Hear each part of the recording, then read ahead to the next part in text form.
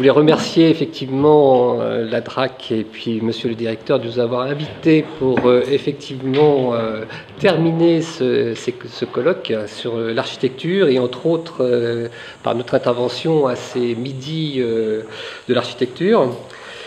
Donc c'est un thème qui nous est cher. C'est vrai que le rôle des manufactures nationales, que ce soit dans les différentes techniques, que ce soit le tapis, et entre autres la manufacture nationale de tapis de l'Odève, mais aussi des Gobelins, de Beauvais, et tous ces lieux de tissage. On a ce rôle d'accompagner l'architecture dans son côté décoratif et amener une note souvent chaleureuse, des fois dans des architectures qui sont un peu froides, et amener une note colorée et d'artistes contemporains qui puissent se fondre justement dans toutes ces architectures. La manufacture, effectivement, historiquement, a toujours eu ce rôle, puisque d'Henri IV à Louis XIV, qui a vraiment associé tous les arts pour effectivement asseoir sa puissance et donner, au travers de cette culture et de ces savoir-faire, entre autres, il a travaillé beaucoup sur Versailles avec des peintres comme Lebrun, voilà, qui a confié effectivement toute la décoration. Et là, il y avait vraiment une intégration de l'œuvre dans l'architecture. Ça, c'est effectivement, et c'est ce que la manufacture a, au cours des siècles, toujours gardé ce souci d'associer les œuvres textiles et l'architecture. Ça, c'était important.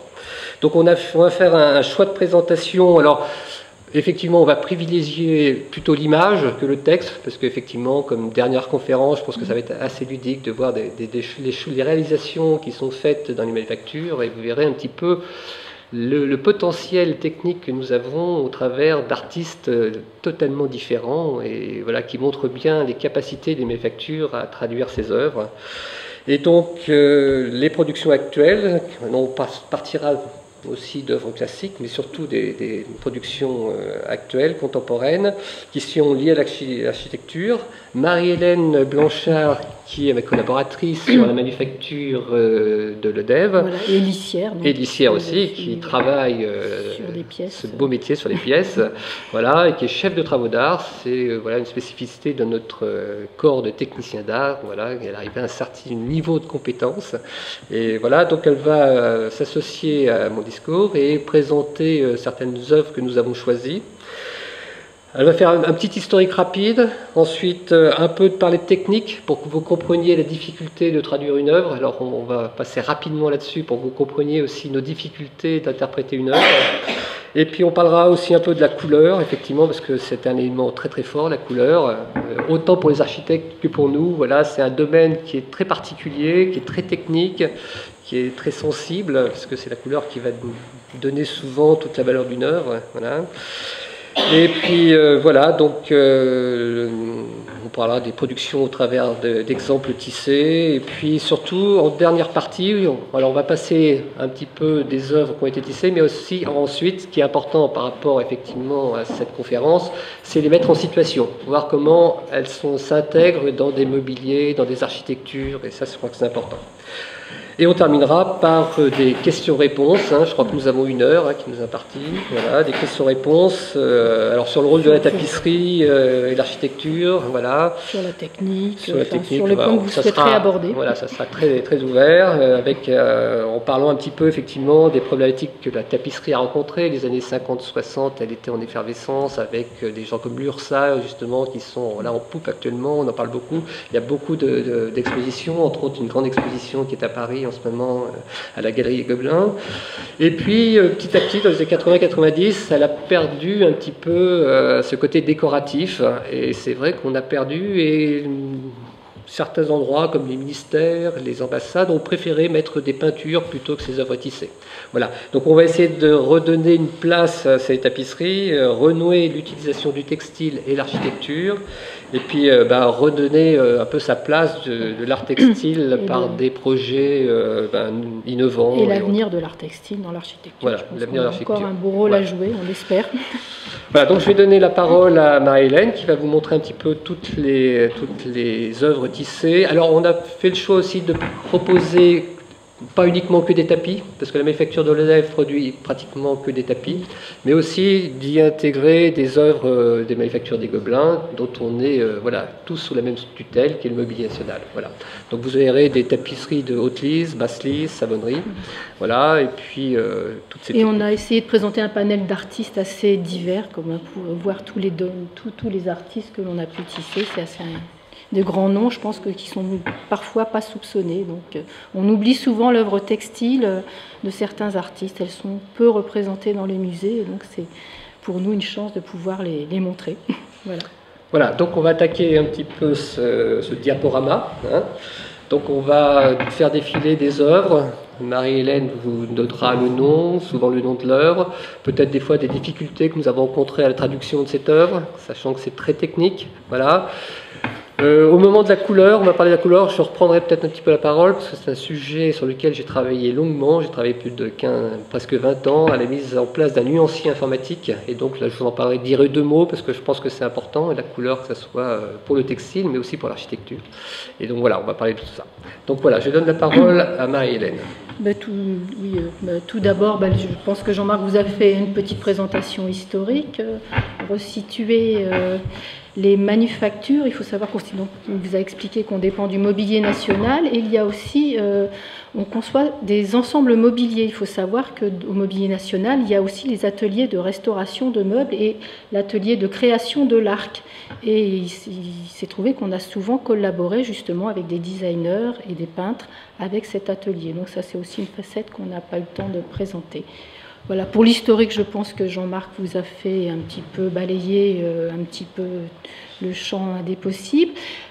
L'atelier de l'ODEV est un atelier aussi un peu particulier, puisqu'il a été créé dans les années 60, plus précisément le 1er mai 66. Il a été rattaché à l'administration du mobilier national pour accueillir une population de musulmans rapatriés d'Algérie et qui avait une tradition de tissage. Et pour pouvoir leur donner du travail, sachant que la ville de l'ODEV était un petit peu en déclin au niveau de la production textile, donc il a été décidé d'accueillir cette population.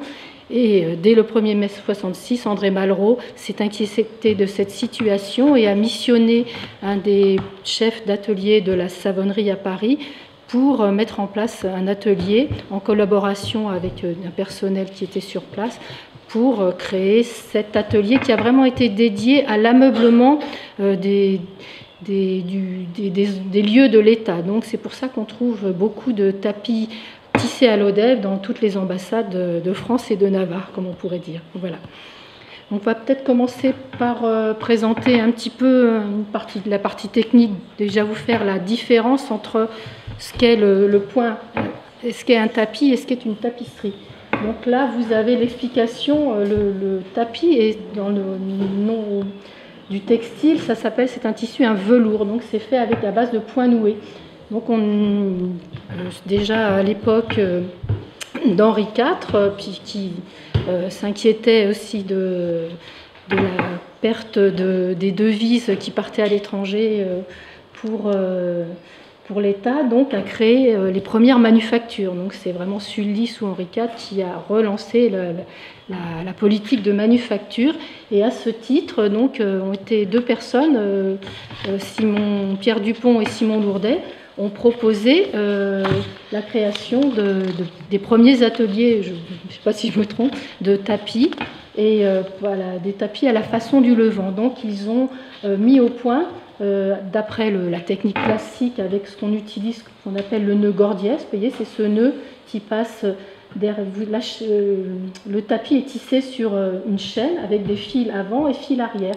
Donc le point noué se fait sur un fil avant et un fil arrière. On va tourner autour du fil avant, passer derrière le fil arrière et faire un peu comme un nœud de cravate et nouer ce point. Entre chaque rangée de entre chaque point noué, vous avez une boucle qui sera coupée par la suite.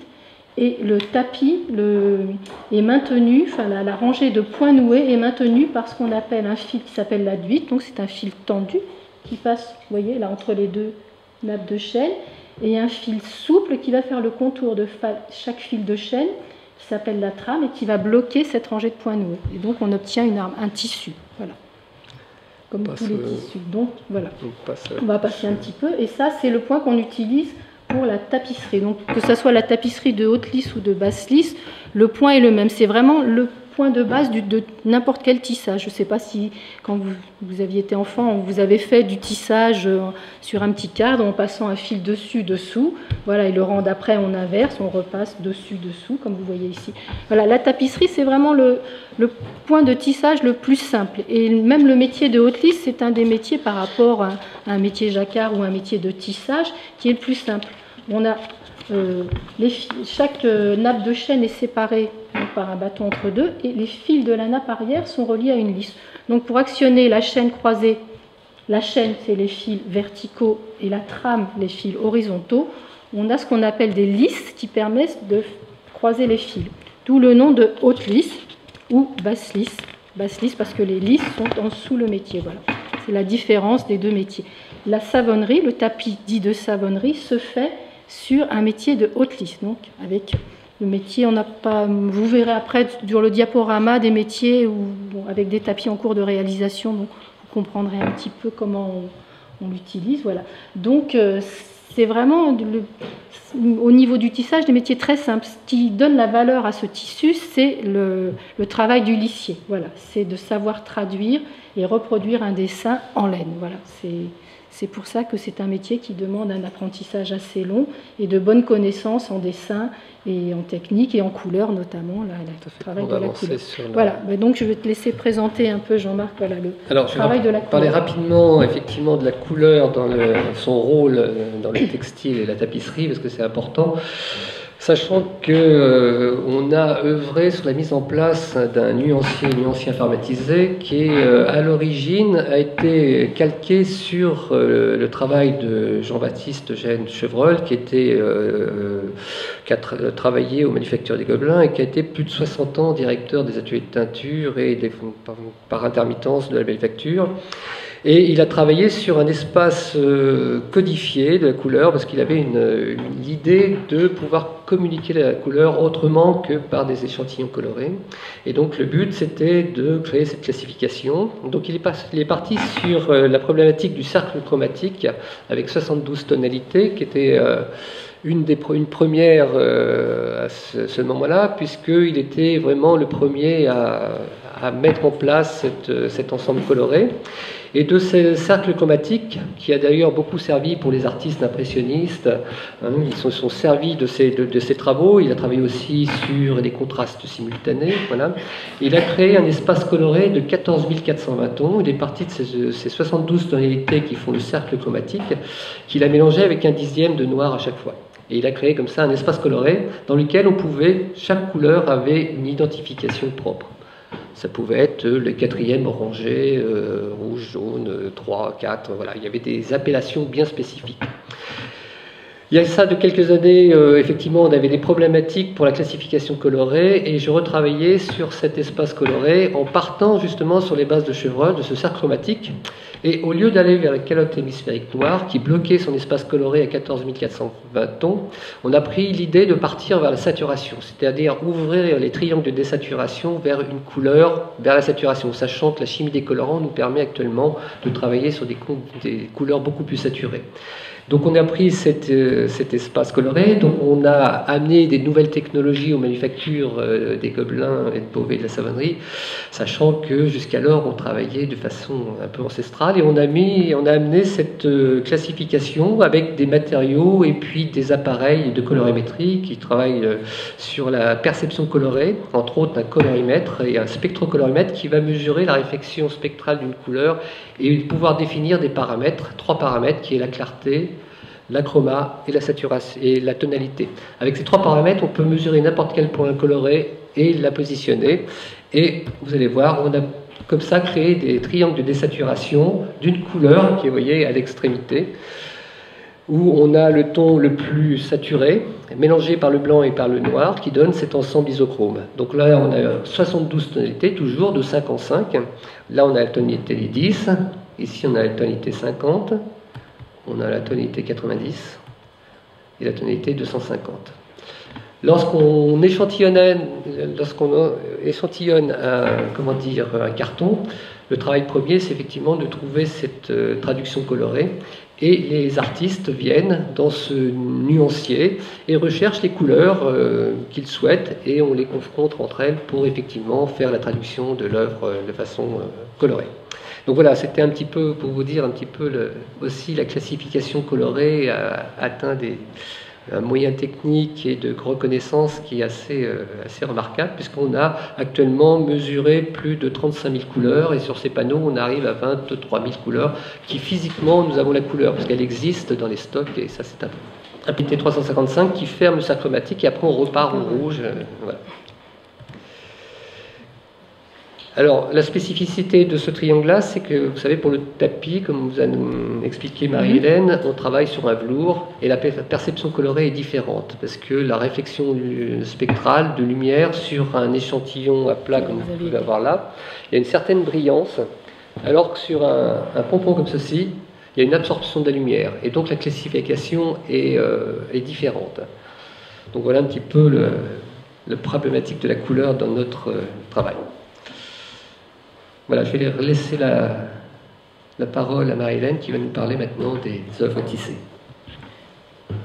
Voilà, ben là c'est pour vous présenter un petit peu ce qu'est notre lieu de travail et les outils qu'on utilise. Donc là actuellement c'est le tapis sur lequel je travaille, c'est le tapis d'une artiste qui s'appelle Marie-Claude Bugeaud. Et la difficulté, ça a été justement de pouvoir rendre les transparences et la matière picturale de son œuvre. Donc, pour la chance que l'on a, c'est pour faire un tapis, c'est qu'on peut mettre plusieurs brins de laine sur une même broche, voyez, comme vous avez ici. Donc, ce qui va nous permettre de pouvoir mélanger certaines couleurs et faire des passages très très doux et de marier toutes ces gammes. Donc ça, c'est très important. Donc, et vous avez là présenté donc l'outil qui nous sert à tisser la broche, le modèle, la maquette de l'artiste et derrière l'échantillon tissé, puisque avant de réaliser une œuvre, c'est un dialogue avec l'artiste. Et donc pour avoir une base de dialogue, il faut qu'on ait un outil concret. Et donc on réalise ces échantillons tissés et qui nous permettent de faire des fois plusieurs propositions techniques. Voilà. Là, vous voyez, je vous parlais du métier donc, de Haute-Lisse. Vous voyez les petites cordelettes qui sont au-dessus de l'œuvre tissée, c'est pour ça qu'on appelle ça un métier de Haute-Lisse, puisque ça nous sert à actionner la chaîne. Voilà. Vous avez le modèle à la taille d'exécution qui est au-dessus du travail, le tapis et les outils qui nous servent à tisser, et ainsi que la boîte d'échantillonnage, voilà, les boîtes de tompure. À partir de ces pompons de tompure, on réalise tous les mélanges possibles pour rendre la traduction. Je pense que l'image est peut-être assez parlante. Voilà. Là, vous avez, ça c'est intéressant aussi, donc c'est l'atelier de savonnerie à Paris. Donc ils ont des métiers un petit peu différents de ceux qu'on a à Lodève, puisque nous avons des métiers métalliques à 3 rouleaux. Et ici, on a des métiers à 2 rouleaux avec un système de tension qui est fait par une vis sans fin et qui permet d'avoir une bonne régularité de tension. Et là, ce qui est intéressant, c'est que justement, le lissier est en train de travailler sur un tapis d'architecte. Donc, c'est une œuvre d'après Christian Porzampar qui a été réalisée par l'atelier de la savonnerie à Paris. Là, je vous présente aussi chaque manufacture pour présenter ses œuvres a un sigle propre. Donc, vous avez le monogramme des Gobelins, le monogramme de la manufacture de Beauvais et les monogrammes de la savonnerie de Paris et de Lodève. Voilà. Ce qui vous permet, si vous voyez un tapis dans une ambassade ou dans un lieu public, de savoir où il a été tissé. Alors là, on passe un petit peu la part historique. L'atelier de Lodève a encore la chance de tisser des œuvres classiques. Ça fait partie aussi des missions dont on n'a pas tout à fait parlé, mais des missions des manufactures et du mobilier national. Nous sommes aussi un conservatoire de technique. Il est très important de garder la technique classique et les règles de composition d'un travail, comme à l'opéra, les danseurs apprennent la danse classique. Il est important de faire ces gammes sur une œuvre classique pour pouvoir aborder le travail contemporain. Voilà. Donc ça, c'est un tapis qui a été réalisé à la manufacture de Lodève.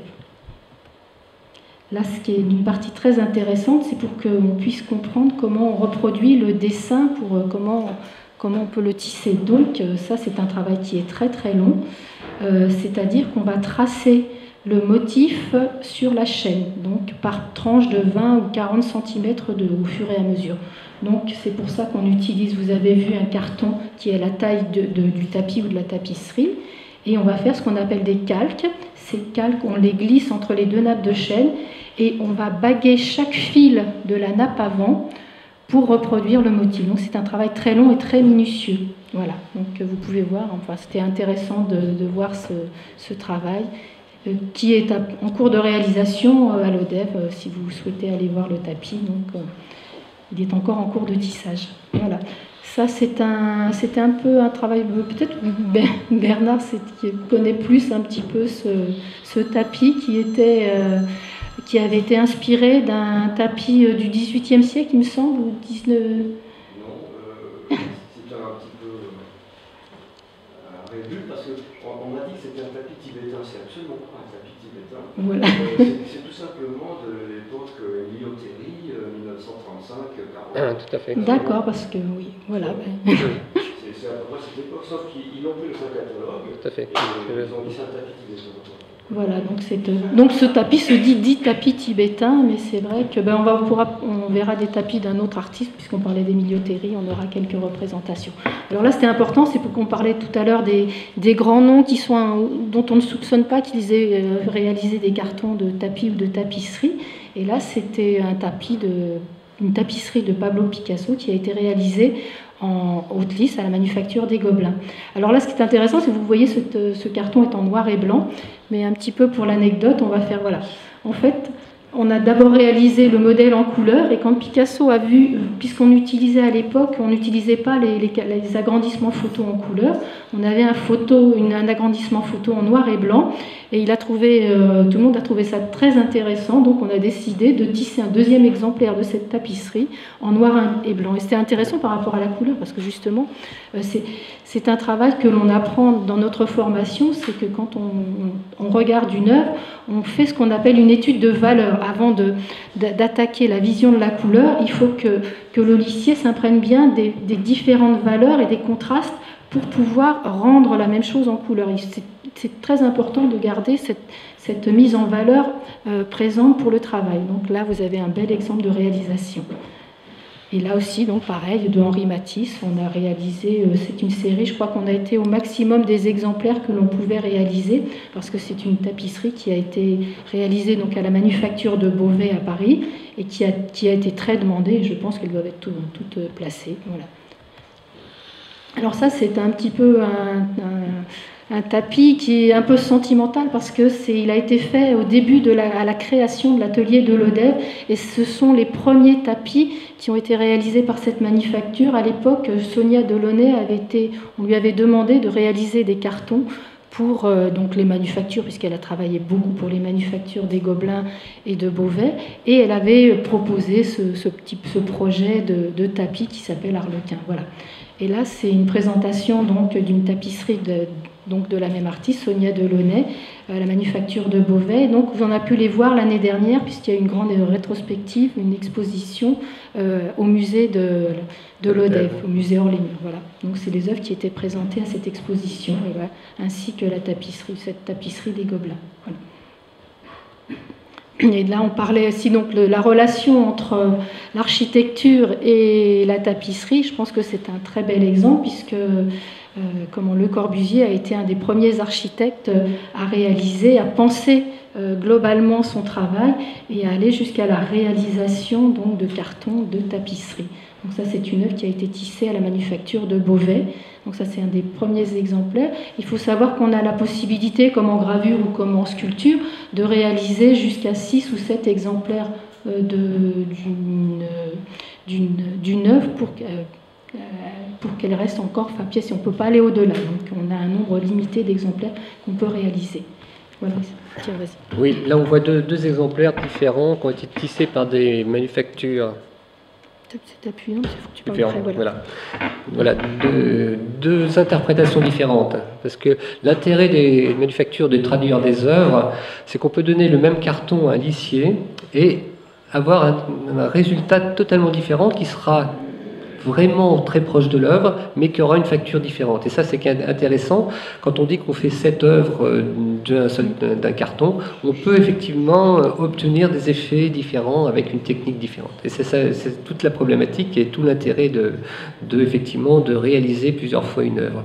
Alors, je voulais juste dire que Le Corbusier avait effectivement énormément travaillé l'intégration de l'œuvre textile dans l'architecture. Il a travaillé beaucoup, il appelait ça les tapisseries nomades. Il a travaillé beaucoup sur cette complexité de l'œuvre qui venait s'intégrer à l'architecture.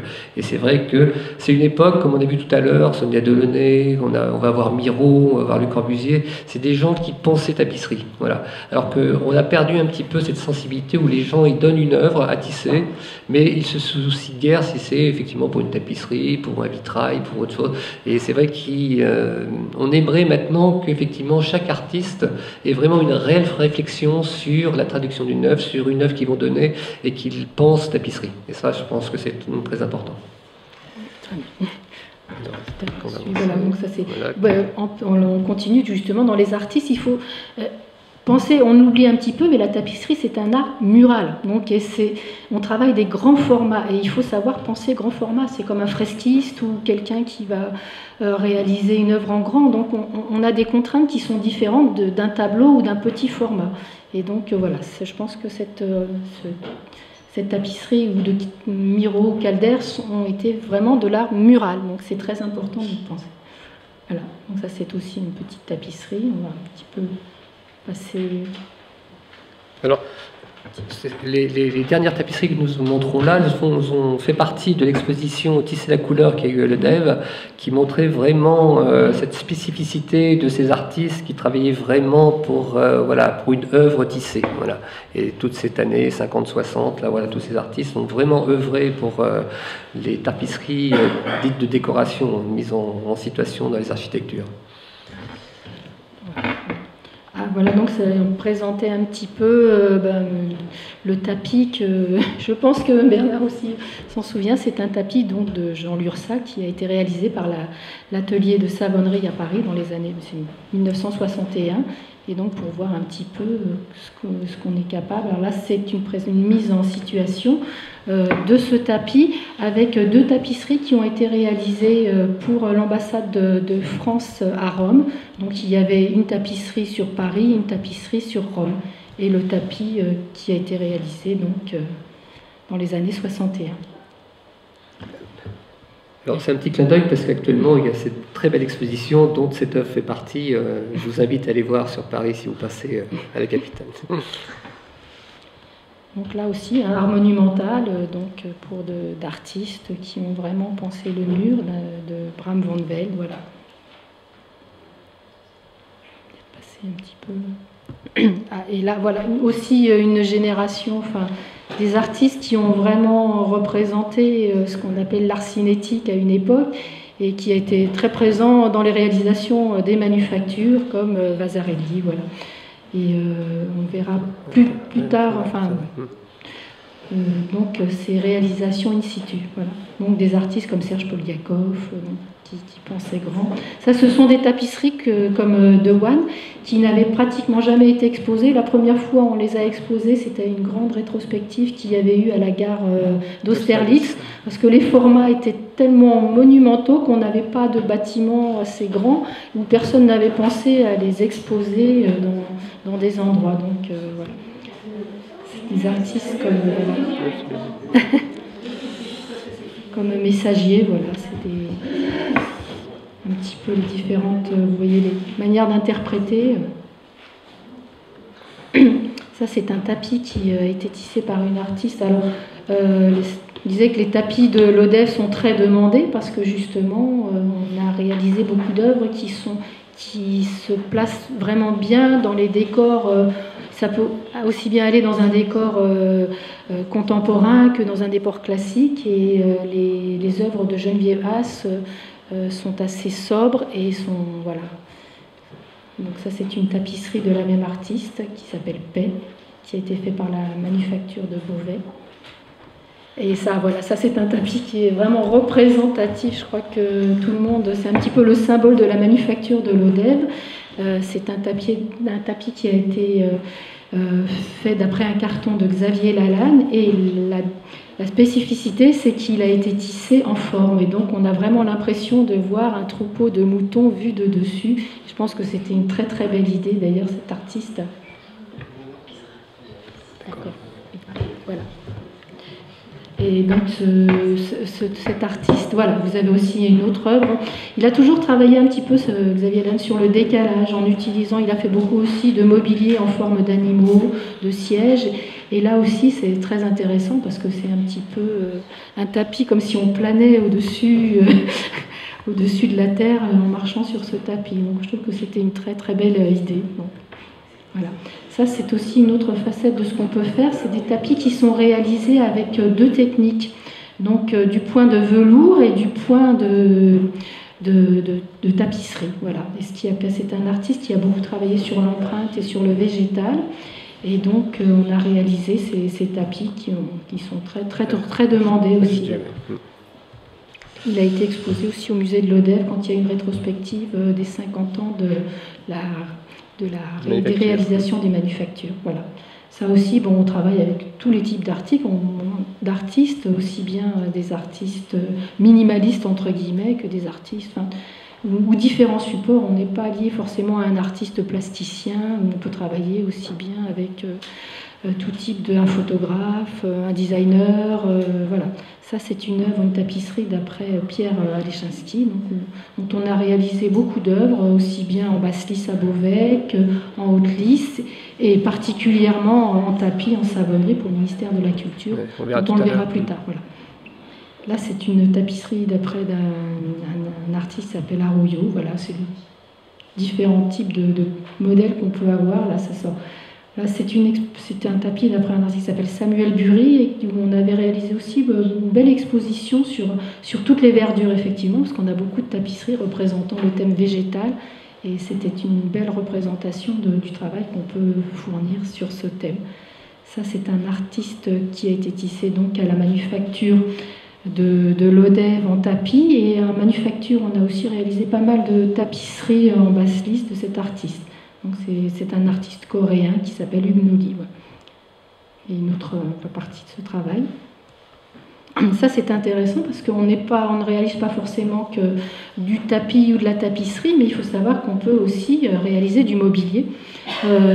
Sous Henri IV et les premiers tapis de la savonnerie servaient à réaliser aussi du mobilier. On a fait des coffres de voyage recouverts en tapis de savonnerie, des sièges. Je pense que l'atelier de savonnerie a fait des pare-feux, des banquettes, aussi bien en tapis.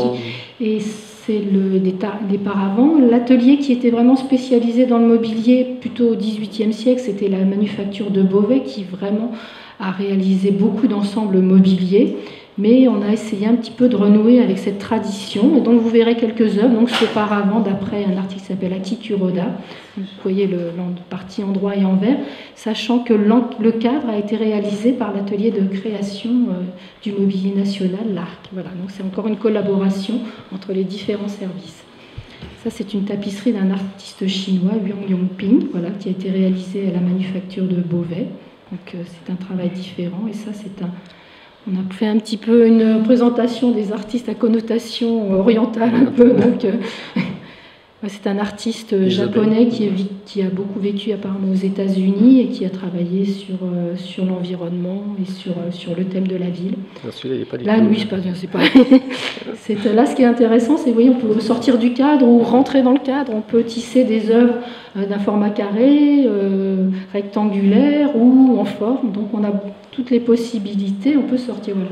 On revient un petit peu avec un autre artiste, Mario Prassinos, qui a travaillé sur le thème de la verdure aussi, sur les arbres. Et on l'a mis un petit peu aussi pour avoir un clin d'œil avec l'exposition de Holland qui est actuellement à l'Odève, et on a un petit peu cette même facture, cette même vibration, là, c'est intéressant. Voilà.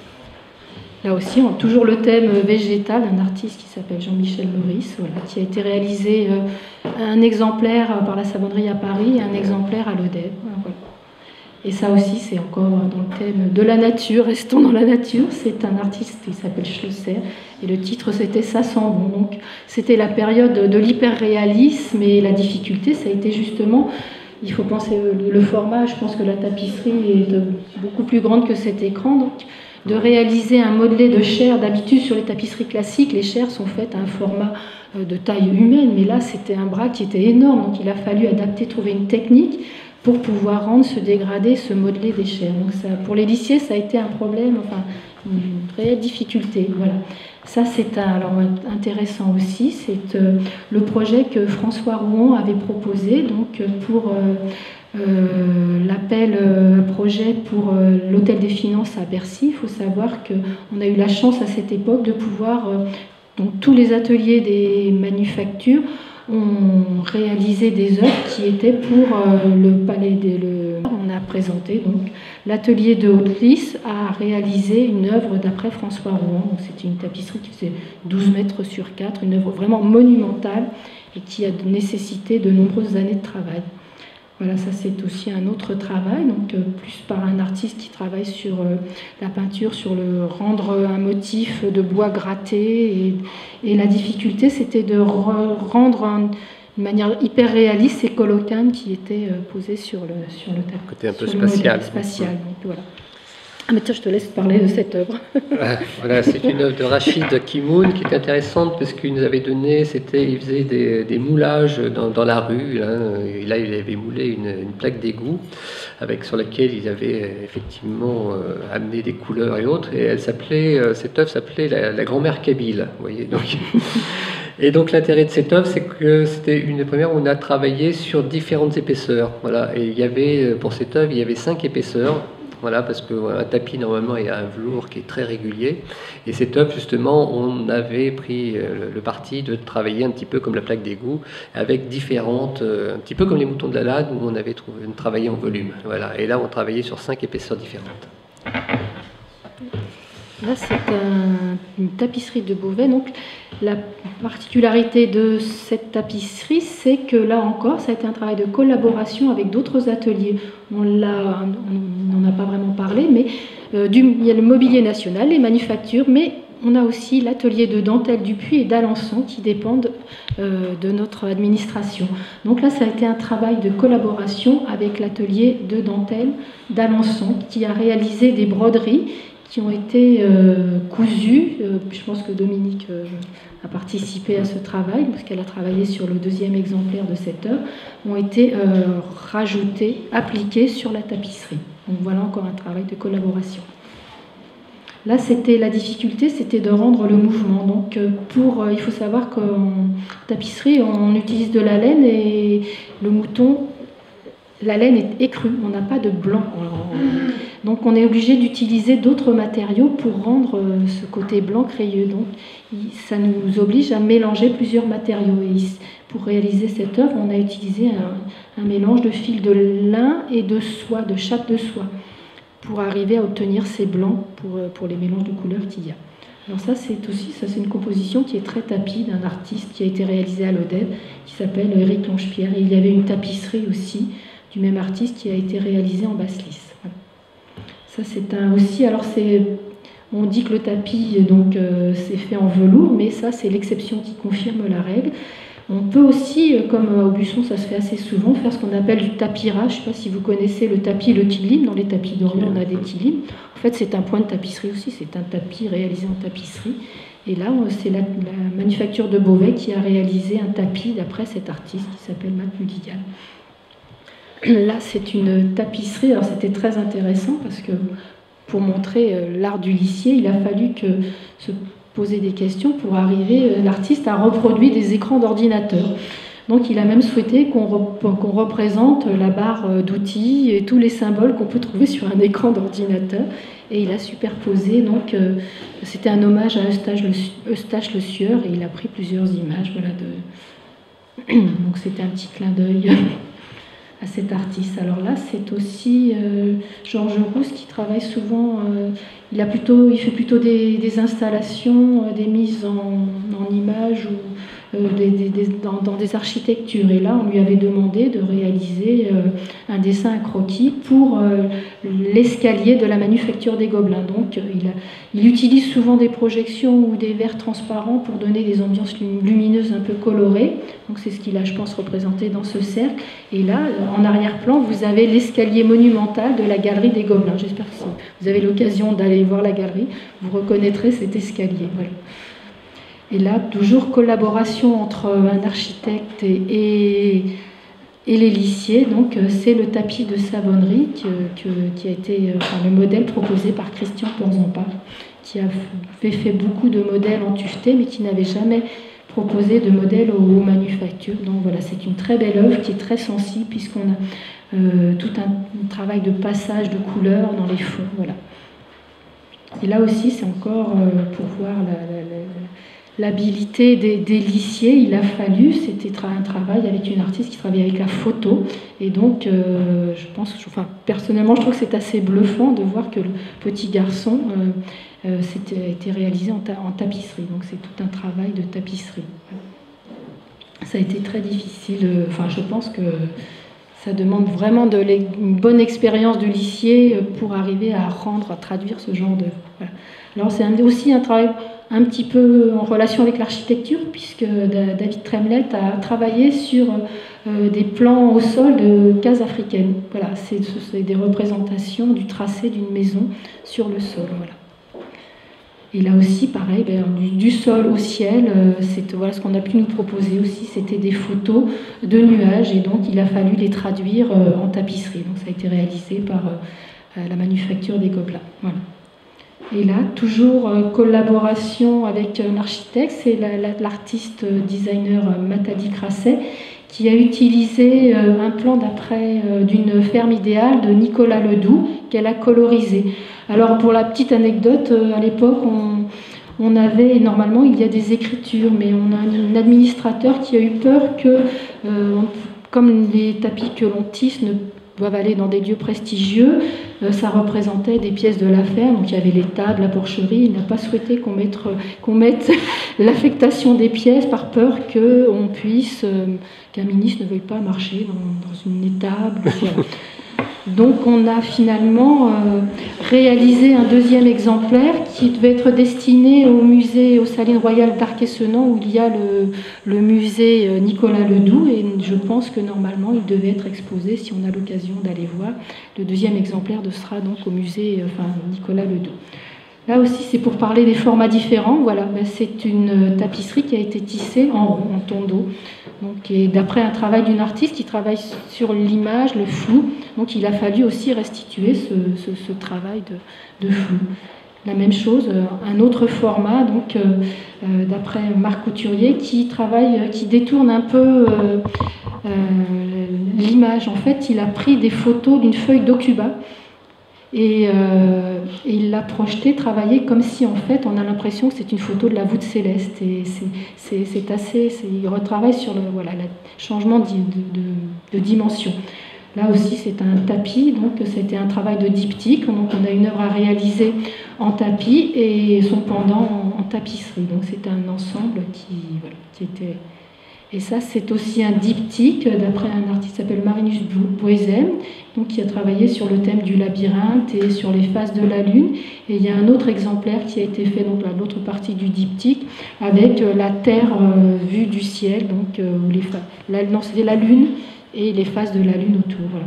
Ça aussi, c'est très intéressant parce qu'il faut voir le changement d'échelle, parce qu'on pense qu'à une époque, effectivement, on avait des peintres cartonniers qui travaillaient, qui nous fournissaient des œuvres à la taille d'exécution du tapis ou de la tapisserie. Or là, ça a été un petit peu un clin d'œil de Pierre Buraglio, qui nous a fourni un modèle qui était presque de la table d'un timbre-poste. Il devait faire 20 cm sur 5 ou 6 cm, et il a fallu... Là, c'est un travail d'agrandissement. Donc, qu'est-ce que rend l'œuvre une fois qu'elle a été agrandie? Donc, ça a permis aux lissiers de laisser leur imagination pour arriver à traduire cet agrandissement. Donc, il y a eu deux tapis réalisés, un à Paris et un à l'Odève. Donc, vous avez les deux exemplaires. Et là aussi, du même artiste, il avait proposé une tapisserie au Gobelin d'après des découpages d'enveloppes. Voilà. Donc ça, c'est aussi un travail intéressant, puisque la tapisserie du tissage, et c'était un petit clin d'œil de cet artiste Dittmann, qui a tressé une œuvre, des souples Campbell, avec une œuvre de Matisse, Andy Warhol et Matisse. Voilà, c'est un métissage de Warhol et Matisse. Et là, c'est une tapisserie aussi, un hommage à tous les artistes, Miro. Je pense que ça s'appelle d'ailleurs Hommage à Miro, ouais. Et d'un artiste qui s'appelle Hérault. Donc c'est un détail de cette tapisserie. Ouais. Donc c'est un travail. Là, c'est une œuvre de Gérard Garouste, qui lui a préféré garder le travail, s'inspirer de la technique traditionnelle. Donc il a conçu une tapisserie avec un alentour et une partie centrale. Il a souhaité qu'on utilise une technique classique, la technique de la hachure, pour réaliser cette œuvre, pour retour un petit peu. Voilà. Là, c'est aussi une performance, puisqu'on a utilisé, en fait, il y a très peu de tons purs, mais les lissiers ont utilisé ce qu'on appelle un mélange et un travail de hachure pour, avec très peu de tons, pouvoir rendre toutes les différentes possibilités colorées nécessaires à la réalisation de cette tapisserie. Là, aussi la difficulté, c'était de rendre un artiste qui travaille sur la lumière et le néon.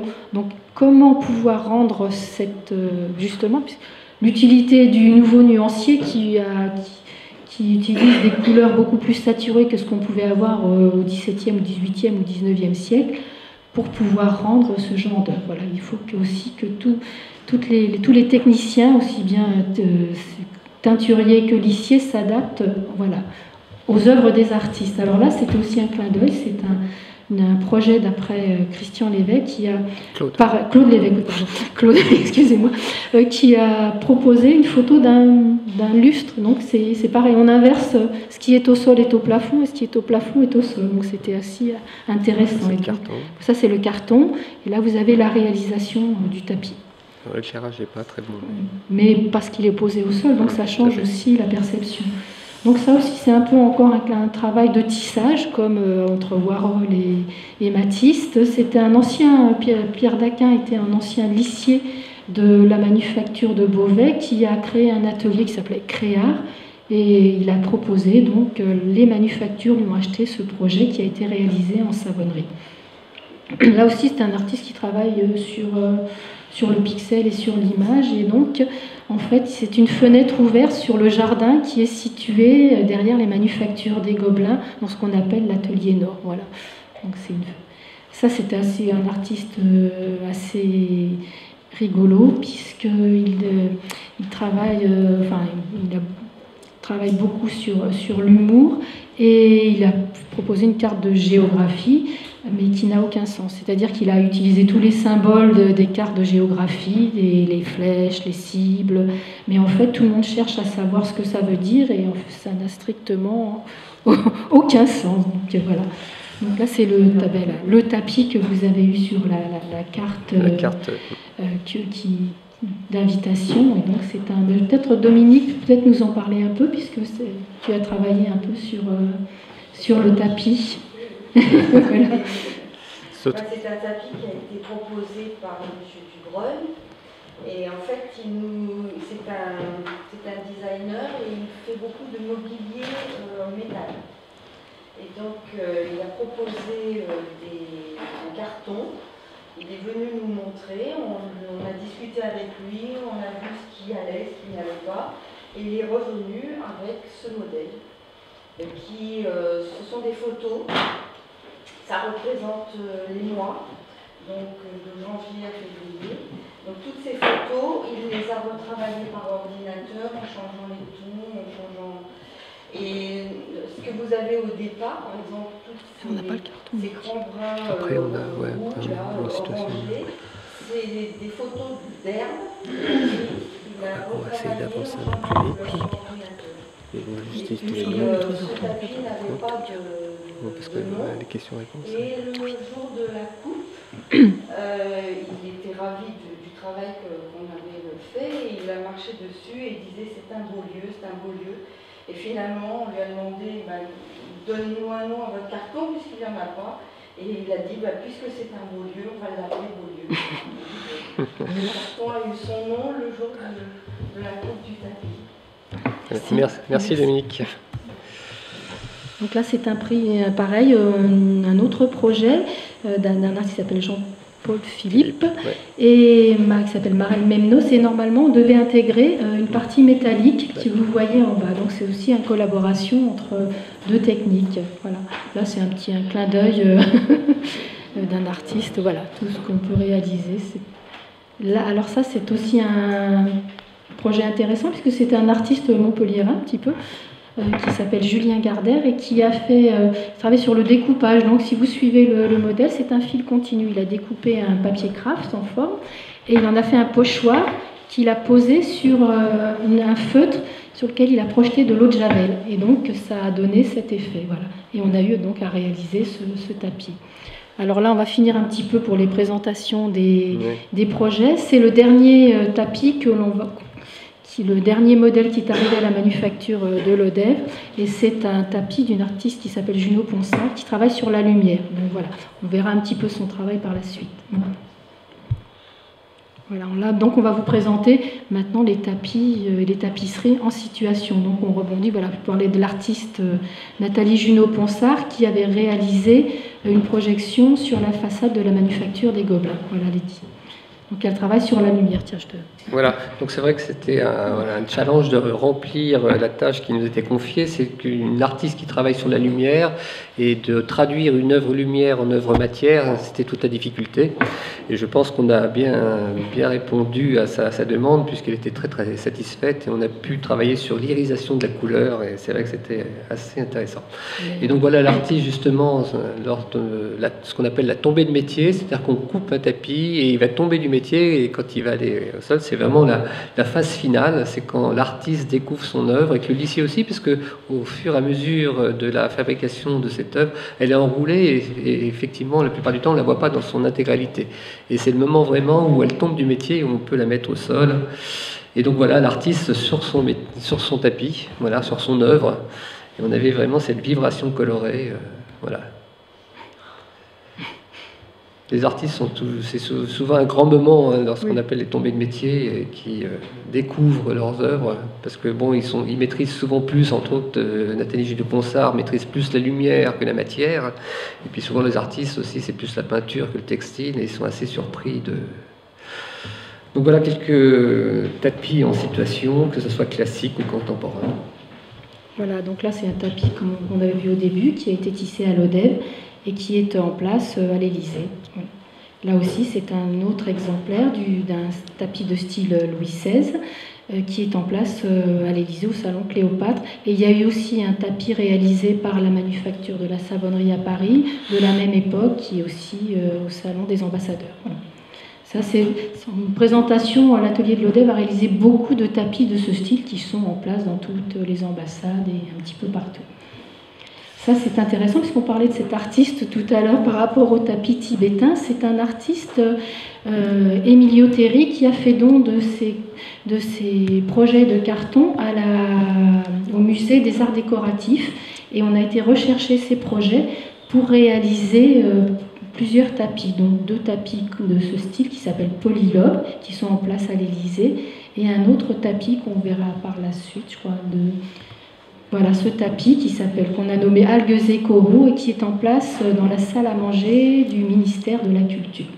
Voilà. Et ce tapis n'avait jamais été tissé, donc ça a été une première. On a fait vivre des œuvres qui n'avaient jamais été réalisées. Là, c'est pareil, le tapis d'après Agam en situation dans un ministère. Et là, ce qui est intéressant, c'était à l'époque, maintenant il n'est plus présenté, mais pendant des années, on a présenté ce salon Agam qui avait été commandé par Georges Pompidou pour l'Élysée, mais qui n'avait jamais été installé, il me semble, et donc on la présente. Il avait été exposé pendant plusieurs années à Beaubourg. Voilà, donc le salon Agam. Et là, pareil, de la même époque, les manufactures ont réalisé beaucoup d'œuvres de Vasarely, donc aussi bien en savonnerie qu'en tapisserie. Et vous avez une tapisserie des Gobelins. Et ce qui est intéressant au sol, vous avez aussi un tapis d'une artiste qui s'appelle Cécile Barthes, qui a été une des dernières œuvres réalisées par l'atelier de la savonnerie à Paris. Donc c'est une superposition de couleurs aussi, un travail sur la couleur. Ça, c'est un tapis qui a été réalisé aussi par la manufacture de l'ODEV. Mais on voit que c'est des œuvres qui servent, qui s'adaptent à tous les styles de mobilier. C'est très important aussi de penser que un tapis, c'est une œuvre mobilière, c'est un objet qui va au sol, donc il ne faut pas qu'il y ait forcément un sens de lecture, et il ne faut pas non plus des fois qu'il ait trop d'importance. Donc c'est toujours difficile de trouver le bon compromis pour un projet de tapis. Voilà. Ça, c'est une tapisserie qui est placée dans un hall d'entrée. Et ça a été présenté aussi à une exposition qui était à la Galerie des Gobelins. Donc ce qui est très intéressant, je vous parlais aussi de la manufacture de Beauvais qui avait une tradition de siège. Et là, on a, pour ce projet, refait deux sièges, donc le jour et la nuit, je crois. C'est comme si vous avez un positif, un négatif, réalisé, on ne le voit pas très bien sur cette photo, et donc avec ce qui allait très bien avec le tapis de Marc Couturier, là adapté. Voilà. Là c'est d'après une artiste qui s'appelle Favrochka, et c'était 1001, comment le titre? Oui, c'est le nombre de ronds, le nombre de cercles qu'il y a sur le tapis. Ça aussi, ce sont des œuvres d'un artiste d'art concret qui s'appelait Gottfried Honegger, dont on a réalisé plusieurs œuvres à la manufacture de Lodève. Voilà, donc il y avait un sur fond bleu et un tapis sur fond vert. Voilà, donc je vous parlais du fameux tapis de Mulligan, voilà, qui est au sol. Voilà, il est modulable en plus, je pense qu'il y a plusieurs parties, donc on peut le placer comme on veut, jouer sur... Et là, c'est un autre tapis d'un artiste qui était aussi architecte, qui a fait beaucoup de choses, qui s'appelait Félix Aublet. Et le Mobilier National, à l'époque, a été à une vente pour acheter le fonds d'atelier et acheter un carton, une œuvre que l'on a réalisée, pour s'assortir avec des ensembles des années 40-50, puisqu'on manquait aussi pas mal de tapis pour ce style de mobilier. Là, vous avez une œuvre de Hans Hartung, voilà, et la tapisserie de Lavier, voilà, présenté. Là, c'est un tapis de savonnerie d'après Parmigiani qui a été présenté. Je crois qu'il y avait eu aussi à Versailles, au château de Versailles, une présentation de tapisserie et de tapis, puisque vous avez le Favier derrière aussi sur le mur. Donc, ça avait été une très belle exposition de mobilier et de tapisserie dans le cadre du salon de Versailles. Là, vous avez aussi donc un tapis des tapisseries des Gobelins d'après Zawuki, et au sol vous avez un tapis de la savonnerie d'Étienne Hdu. Voilà. Empreinte, et là un autre tapis qui est situé au Conseil constitutionnel d'après Zawuki. Et là c'est un tapis qui a été tissé, on a fait deux exemplaires de ce tapis d'après Sautour Gaillard. Voilà. Et là aussi c'est une œuvre qui est on a utilisé une technique mixte. C'est un ancien lissier de savonnerie qui est passé à la technique de haute lisse et qui a utilisé un petit peu cette technique pour réaliser une grande fresque, une grande tapisserie qui était la salle de conférence de l'ENA. Voilà. Et là, le tapis de Soulages in situ, voilà. Ça a été une des grandes commandes, puisque vous avez parlé des commandes de Bercy, comme on a vu l'œuvre de François Rouen. La savonnerie a réalisé, exceptionnellement, un tapis mural, ce qui n'est pas sa destination, mais c'était pour rendre, je pense, la matière, la profondeur des noirs de Soulages et des bruns. On a estimé que le tapis serait plus adapté pour rendre cette profondeur de matière. Voilà, donc on a réalisé cette pièce. Là, ce sont deux tapis d'après François Morlaix, qui sont placés au ministère de la Culture, et sur les murs il y a des œuvres de François Rouen, donc c'est un petit salon. Voilà. Et là c'est donc, on a parlé des tapisseries et tapis d'après Albérola, qui sont placés à la chapelle des Gobelins, puisque cette chapelle sert parfois de lieu d'exposition. Et là, voilà, l'œuvre donc située au ministère de la Culture, c'est ce qu'on appelle le salon Alechinsky. Donc il y a des fresques et le plafond ont été peints par Alechinsky. Et à l'époque, le ministère de la Culture avait fait réaliser un tapis en tapis tuffeté, mais il n'a pas résisté au temps. Donc on a demandé dans les années 2004-2005 de réaliser, donc l'atelier de savonnerie de Paris et de Lodève, de refaire ce tapis. Donc l'atelier de Lodève a réalisé les deux tapis des côtés, et l'atelier de Paris, la partie centrale. Et donc ça a été une prouesse technique dans le temps, puisqu'en moins d'1 an, on a réalisé ce tapis pour pouvoir remeubler le salon du ministère de la Culture. Alors là, la photo est un peu floue, mais ce qui était intéressant, c'est qu'on pouvait voir un ensemble mobilier. Donc vous avez le bureau et le tapis réalisés par le même artiste, donc Sylvain Dubuisson. Voilà. Ça, c'est aussi un travail, donc on peut aller jusque dans le très contemporain ou tisser des matières qui ne sont pas forcément de la laine. Là, on a réalisé un paravent d'après un artiste qui s'appelle Friedman et qui a utilisé de la laine en torsadé qu'elle a cousu sur un paravent. Là, c'est toujours du même artiste de François Rouen. Lors de la présentation du tapis à la Galerie des Gobelins, il avait fait toute une installation avec un jeu de miroirs et des projections. Donc son œuvre se reflétait au plafond avec des projections. Et dans le fond, vous avez le tapis qui a été réalisé à l'atelier de Savonnerie à Paris. Et là, voilà, vous avez la chance de voir que les œuvres que l'on tisse sont quand même utilisées. Ce tapis vient d'être placé au Conseil constitutionnel. Donc voilà. C'est un dernier placement. Voilà, et vous avez le tapis sur métier avec les traces, voilà, les lissiers en train, vous voyez, donc, de travailler. Et la même chose pour le tapis d'Alechinsky quand il a été, voilà, et la tombée de métier à la manufacture de l'Odève. Et là, vous avez, puisqu'on avait parlé de Biolès un peu, c'est le projet qu'il a présenté pour 2 tapisseries qui ont été tissées pour la Cour des comptes. Donc elles sont maintenant placées à la Cour des comptes et c'était le travail qu'a proposé.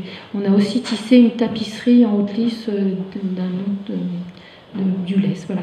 Et là, c'est pour voir aussi que la tapisserie n'est pas limitée qu'à l'art mural, mais qu'on peut aussi réaliser des objets mobiliers avec de la tapisserie ou du tapis. Donc ça, ce sont un paravent et un canapé recouvert de tapisserie qui sont présentés à l'exposition Lursa qui est actuellement à la Galerie des Gobelins. Voilà. Et je crois qu'on a vu un petit peu la présentation de tout ce qu'on pouvait faire. Maintenant, je pense que si vous avez des questions ou si vous souhaitez revoir des présentations pour discuter. Voilà.